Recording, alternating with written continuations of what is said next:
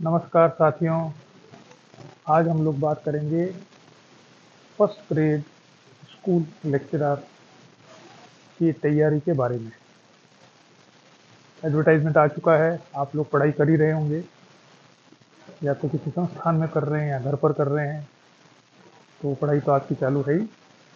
मैं एक सूचना आप लोगों के साथ साझा करना चाहता हूँ कि मेरी भी कक्षाएं चल रही है, वो अलग है, लेकिन मैंने पहली बार इस परीक्षा को ध्यान में रखते हुए 4 पुस्तकें लिखी है। ये परीक्षा जो है, कि जो राजनीति विज्ञान का सिलेबस है, उसको जैसा मैं बार बार बताता हूँ 4 भागों में विभक्त करते हैं। पहला है, जो सबसे मुश्किल है, वो है राजनीतिक सिद्धांत।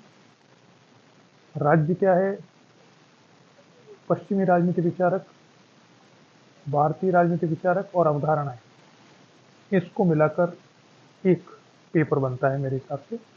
दूसरा है तुलनात्मक राजनीति, तीसरा है भारतीय शासन एवं राजनीति, और चौथा है अंतर्राष्ट्रीय राजनीति। इसकी 4 पुस्तकें, एक ये मैंने कॉम्बिनेशन बनाए हैं। इसकी 4 पुस्तकें तैयार मेरे द्वारा हो चुकी है और पब्लिशर को जा चुकी है, और मैं आशा करता हूं कि वो इस महीने के अंत तक शायद इन पुस्तकों को प्रकाशित कर दे। इसमें लगभग 800 पेज, 800 पेजेस का मटेरियल उपलब्ध है। इसमें जितने भी टॉपिक्स आपके आज आरपीएससी के द्वारा स्कूल लेक्चरर के सिलेबस में दिए गए हैं, उन सब को इसमें कवर किया गया है, और बिल्कुल ही सरल भाषा में, कोई टेक्निकल भाषा नहीं, हिंदी भाषा में इसमें मैंने अब विस्तार से लिखा है। 800 पेज जैसा मैं बता रहा हूँ वो लिखे गए हैं।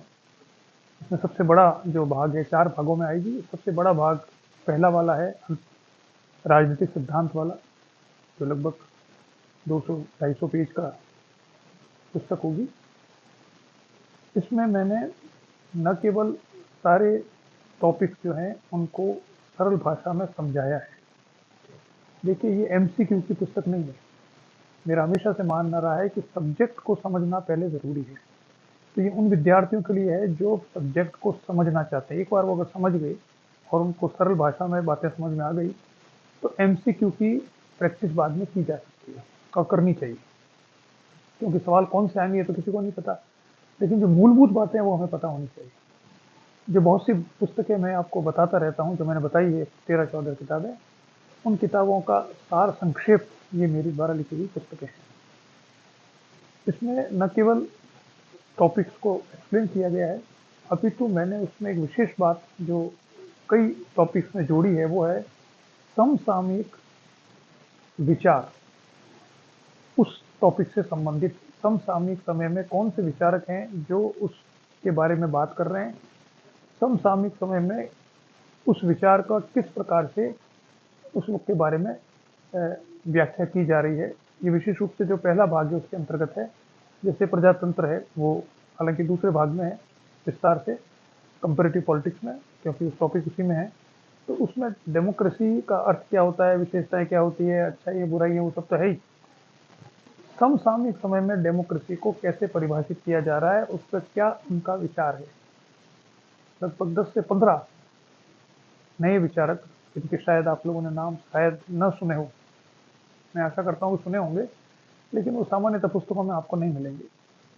उन्होंने प्रजातंत्र के बारे में क्या कहा है, क्योंकि प्रजातंत्र या जनतंत्र जो है वह आज की सबसे बड़ी राजनीतिक प्रणाली है सारी दुनिया की, और इसका अध्ययन राजनीतिक वैज्ञानिकों को करना चाहिए, हमको करना चाहिए, और हमको इसके बारे में मालूम होना चाहिए कि आजकल समसामयिक समय में इस पर क्या रिसर्च हो रही है। बहुत से सवाल इस पर बनते हैं, एमसीक्यू बन सकता है बड़े आसानी से, कि आज के संदर्भ में इस विचारक ने प्रजातंत्र के बारे में क्या कहा है। नई नई टर्म कॉइन किए गए हैं जो उसमें आप देखेंगे कि मैंने एक उदाहरण दिया। तो मैं आशा करता हूं कि इस महीने के अंत तक वह ये पुस्तकें शायद आनी शुरू हो जाएगी। 1 या 2 तो आएगी, या सारी भी आ सकती है, तेजी से काम हो रहा है। और जब ये पुस्तकें आ जाएगी तो मैं ज़रूर इनको आप लोगों के साथ साझा करूँगा और आशा करूँगा कि अगर आप उचित समझते हैं तो इन पुस्तकों को खरीद लीजिए। 800 पेज का मटेरियल आपके पास परमानेंटली हो जाएगा, उसको पढ़िए और साथ में एमसीक्यू की प्रैक्टिस कीजिए।